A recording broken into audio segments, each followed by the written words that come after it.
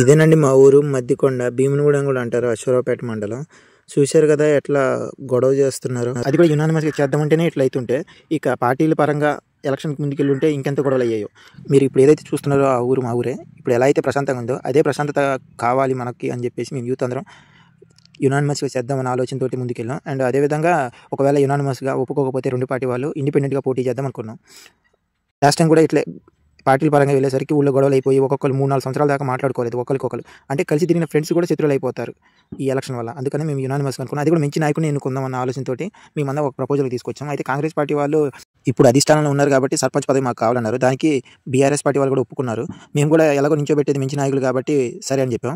వాళ్ళు కాంగ్రెస్ పార్టీ వాళ్ళు 2 నాయకుల పేర్లు తీసుకొచ్చారు. అందులో సెలెక్ట్ చేయమన్నారు. సో అందులో 2 మంచి వాళ్ళే, కాకపోతే at the end of the day ఒకరే ఉండాలి కాబట్టి ఒకరిని మేము అందరం అనుకున్నాం. అది కూడా యూత్ని అడిగేసరికి మేము ఒక పేరు చెప్పాం. దాని తర్వాత పెద్ద మనుషులు కూడా ఒక పేరు అనుకున్నారు. సో ఆ 2 ఒకటి అయ్యేసరికి మొత్తానికి అలా సర్పంచ్ ఎన్నుకోవడం జరిగింది. మెయిన్లీ మేము యునానిమస్గా ఎందుకు అనుకున్నామంటే ఊళ్ళో గొడవలు జరగకుండా ఉంటాయి. అండ్ ఇంకొకటి ఏంటంటే గవర్నమెంట్ నుంచి కూడా యునానిమస్గా చేస్తే ఒక 10 lakhs ఇస్తారు. అలాగే మా ఎమ్మెల్యే గారు కూడా 10 lakhs ఇస్తా అని చెప్పారు. మొత్తం మీద 20 లక్షలు వస్తాయి కదా ఊరి అభివృద్ధి కోసం అన్న ఉద్దేశంతో మేము కూడా యునానిమస్గానే నించోబెడదామన్న ఆలోచనకు వచ్చేసాం అందరం కలిసి. అందుకోసమని మేము మా ఊరి పెద్దలను అందరినీ ఒక చోట పిలిచేసి మీటింగ్ పెట్టేసి ఎవరనేది ఫైనలైజ్ చేసాం. ఆ ప్రాసెస్ మొత్తం ఇప్పుడు ఈ వీడియోలో కనిపిస్తుంది మీకు. ఊరందరూ కూడా ఏ పార్టీ అన్నా ఉన్నాయి, ఆ పార్టీ ఈ పార్టీ అని కాకుండా ఏ పార్టీ అధికారంలో ఉంటే ఆ పార్టీకి ప్రెసిడెంట్ ఇచ్చేలాగా, దానికి అపోజిట్ పార్టీకి వైస్ ప్రెసిడెంట్ ఇచ్చేలాగా. అది ఇవాళతో పోయే సాంప్రదాయం కాదు. ఇది ఎప్పటికీ కూడా ఇదే కండిషన్ మీద అందరం మాట్లాడుకొని అవసరమైతే రాసుకున్నాను. అందరం కరెక్ట్గా మాట్లాడుకున్న ఉద్దేశంతో నాగార్జున తోటి ఈ ప్రపోజల్ పెట్టి అవుట్ చేసాం. ఉద్దేశం బాగానే ఏదన్నా పార్టీ ఉండే రేపు ఇయ్యాలి ఉండొచ్చు, రేపు ఇంకోటి రావచ్చు. వచ్చినప్పుడు ఎలక్షన్ అనేది మన ఊళ్ళో జరగకుండా చేయాలనే ఆలోచనతో చేసిన పని. దానికి అందరం మరి సహకరించుకొని ఒకరికొకళ్ళు మరి ఏం చేద్దాం అని చెప్తే ఏమనుకున్నాం అంటే, సరే మేము ఒక 2 పేర్లు ఇస్తాం. ఒకే పేరు మేము డిసైడ్ చేయడం కరెక్ట్ కాదు, మీరు డిసైడ్ చేయడం కరెక్ట్ కాదు. మేము 2 పేర్లు ఇస్తాం ప్రెసిడెంట్గా. మా 2 పేర్లలో మీరు ఎవరన్నా ఒకళ్ళని మీకు నచ్చిన వాళ్ళు పెట్టండి. అట్లాగే వైస్ ప్రెసిడెంట్ కూడా మాకు 2 పేర్లే ఉన్నాయి. ఆ 2 పేర్లలో మాకు నచ్చిన వాళ్ళు మేము సెలెక్ట్ చేస్తాం. తర్వాత వార్డు నెంబర్లు వచ్చేటప్పుడు చేర్చాలని చేసుకున్నాం ఇబ్బంది లేకుండా. వైస్ ప్రెసిడెంట్కి ఎటువంటి ఇబ్బంది రాకుండా అందరూ పూర్తి బాధ్యతతో కాగితం రాసుకున్నామన్నా, లేదంటే అందరూ ఒక మాట మీద ఉన్నామన్నా, అతనికి ఎప్పుడైనా చెక్ పవర్ సమస్య కానీ, లేదంటే మళ్ళీ అవిశ్వాస తీర్మానం పెడతారనే అనుమానం కానీ ఉన్నా అలాంటివి లేకుండా మాట్లాడుకున్నాం. నిర్ణయం తీసుకు అయితే ఎమ్మెల్యే గారు ఇచ్చే 10 లక్షల మటుకు ఎమ్మటే శాంక్షన్ చేస్తాను. గవర్నమెంట్ నుంచి వచ్చే అయితే కొద్దిగా లేట్ అవ్వచ్చు కానీ మరి దాన్ని బట్టి మీ ఆలోచన, మీ ఉద్దేశం, అందరం ఏం చేస్తాం ఏంటనేది చెప్తే దాన్ని బట్టి ప్రయాణం చేస్తాం. అయితే ఇప్పుడు అగ్రిమెంట్ అన్నారు కదా, నెక్స్ట్ ఇయర్ ఏది అధిష్టానంలో ఉంటే ఆ పార్టీ క్యాండిడేట్ పెడదామని. ఈసారి ఈయన చేసిండు, మంచి చేసిండు. నెక్స్ట్ ఇయర్ కూడా ఈయన సర్పంచ్గా చూడాలనుకుంటున్నాం.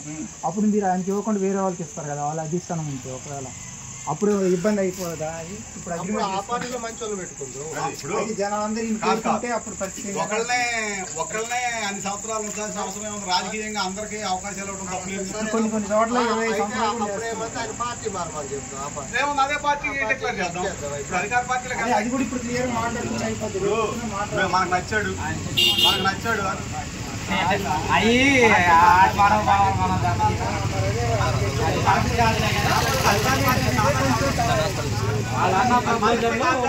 బాగానే ఉంది, ఆ రకం చేసుకున్నాం. తర్వాత అప్పుడు అంటే అప్పుడు మీకు అర్థమైన విషయం ఏంటంటే, రేపు మేము కూడా ఇండిపెండెంట్ వచ్చాం అనుకోండి, అప్పుడు మాకు ఛాన్స్ ఉంటుంది. అయితే మాకు ఓటు అయితే ఆ పర్సన్ మంచి చేయకపోతే ఇప్పుడు ఆ పార్టీలో మంచి క్యాండిడేట్లు లేరనుకున్నాం, అప్పుడు మరి ఇబ్బంది అవుతాం. మరి మాకు కూడా అగ్రిమెంట్ అనేది వద్దు, ఇప్పుడు మామూలుగా యునానిమస్ చేద్దామని చెప్పి అంటున్నాం. నెక్స్ట్ ఇయర్ ఉంటేనే అదే పెట్టాలి. లైఫ్ లాంగ్ అంటే ఇంకా ఊరు మొత్తం ఇంకా అగ్రిమెంట్ అనేది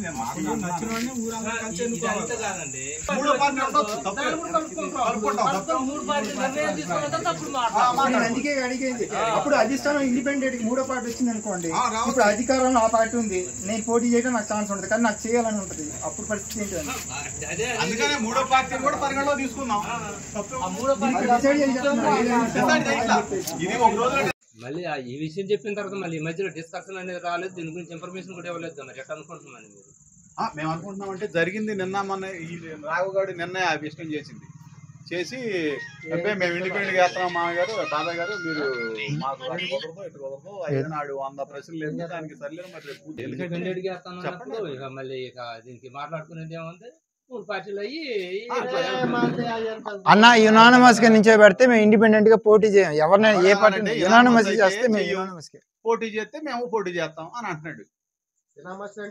పోటీ చేస్తానంటే ఓకే అదే వాళ్ళ ఇష్టం పోటీ ఇప్పుడు వద్దంటానికి మన చేతిలో ఉంటుంది అది ఎవరి ఇష్టం వాళ్ళది కాబట్టి అది ఎవరి ఇష్టం కాదు. దానికి మీరు ఇంకొక కండిషన్ కూడా ఏనండి ఏది ఇలా అయిపోయింది వెళ్ళిపోయారు అని కాకుండా ప్రెసిడెంట్ క్యాండిడేట్ ఖర్చు ఎంత అయితే అవుద్దో పోటీ చేస్తే 2 లక్షలు అవ్వచ్చు 3 లక్షలు అవ్వచ్చు 4 లక్షలు అవ్వచ్చు ఆ ఖర్చు ఈ ఊరికే ఇవ్వాలి.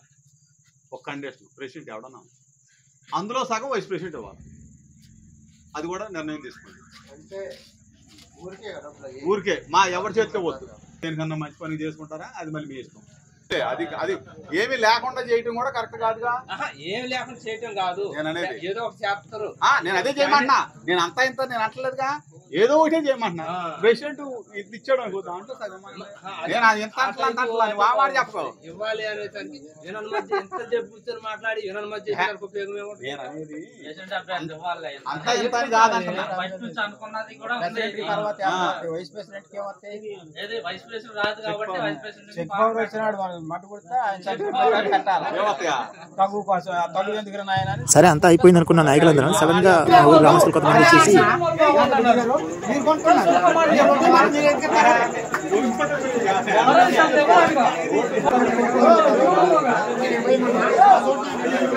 ఇప్పుడు వచ్చి మాట్లాడే వ్యక్తి ఏమంటాడంటే మాకు ఎలక్షన్లే కావాలి యునానిమస్ లాంటి ఏమి వద్దు అని చెప్పేసి అంటూ ఉండే పెద్ద మనుషులు అందరూ తనకి సర్ది చెప్పేసి తనని ఒప్పించారు.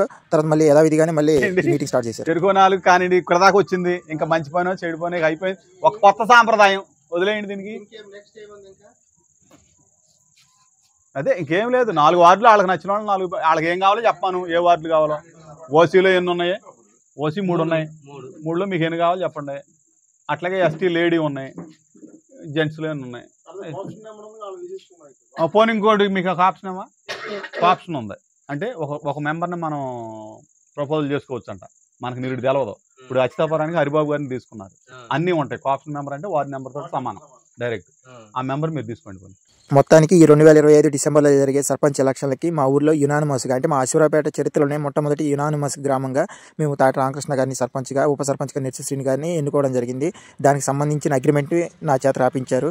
సో ఇది మొత్తం మా ఊర్లో జరిగిన ప్రాసెస్ అన్నట్టు సర్పంచ్ ఎన్నిక. మండలం మద్దికొండ గ్రామ పంచాయతీ గ్రామస్తులందరం మరియు గిరిజనులు గిరిజనేతరులు అందరం ఏకస్థులమై గ్రామ సర్పంచ్ని ఉప సర్పంచ్ని వార్డు మెంబర్లను ఏకగ్రీవంగా ఎన్నుకోవడం జరిగింది. ఇందుకు అందరం ఏకగ్రీవంగా ఆమోదించడం జరిగింది. సర్పంచ్గా తాటి రామకృష్ణ, ఉప సర్పంచ్గా నెర్సు శ్రీనివాసరావు, వార్డు మెంబర్స్గా వెంకటేష్, మెచ్చు రమేష్, సంగం పిచ్చమ్మ, నెర్సు శ్రీనివాసరావు, మెచ్చు సాయి కుమార్, బొగ్గల అనంతలక్ష్మి, బాడిస వెంకటలక్ష్మి, కోటగిరి గోపాలరావు గారు, అట్లాగే కోఆప్షన్ మెంబర్గా మారంపూడి శ్రీనివాసరావు గారు. అట్లాగే ఈ కార్యక్రమంలో కొన్ని కండిషన్స్ షరతులు ఏకగ్రీవంగా గ్రామస్తులందరూ కలిసి నిర్ణయం తీసుకున్నారు. మద్దికొండ గ్రామ ప్రజలందరూ కలిసి ఏకగ్రీవంగా కొన్ని షరతులు నిర్ణయించడం జరిగింది.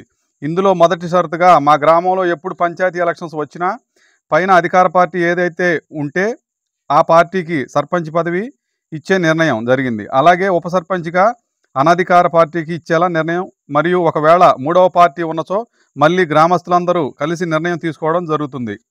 రెండవ షరతుగా ఏకగ్రీవంగా ఎన్నికైన సర్పంచ్ అభ్యర్థి గ్రామ పంచాయతీ అభ్యర్థి అభివృద్ధి కొరకు 2,50,000 రూపాయలు ఇచ్చే నిర్ణయం.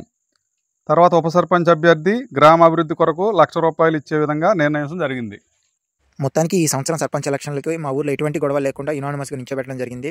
ఏవైతే గవర్నమెంట్ నుంచి వస్తున్నాయో ఫండ్ అదేవిధంగా ఎమ్మెల్యే గారి నుంచి వస్తాయో ఆ ఫండ్ తోటి మేము మా ఊరికి మినరల్ వాటర్ ప్లాంట్ ఒకటి ప్లాన్ చేసుకున్నాం. అలాగే మిగతా డబ్బులతోటి ఫర్దర్గా ఏదైతే కావాలనుకుంటున్నామో అది అందరం డిస్కషన్ చేసుకుని ఒక నిర్ణయానికి వచ్చేసి డెవలప్ చేద్దామనే ఉద్దేశంతో ఈసారి యునానిమస్గా చేయడం జరిగింది.